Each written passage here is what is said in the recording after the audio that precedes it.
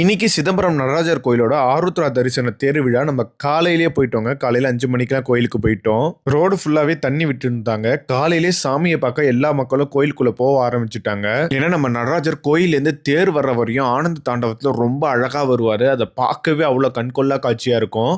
அவர் வர்றதுக்கு முன்னாடி யானை வருங்க, கோயில் யானை. இது போல தீப்பந்தங்கள் கொளுத்திட்டு வருவாங்க. அந்த காட்சியெல்லாம் பார்க்க வைபுனா வைபு, அவ்வளோ பிரமிப்பா மெய்சிலிர்த்து போயிடும். நிறைய பேர் தண்ணியிலே மறந்து ஆடிட்டும் இருப்பாங்க. அங்கங்க சிவவாத்திய ஒலிகள் தான் கேட்டுட்டு இருக்கோம்.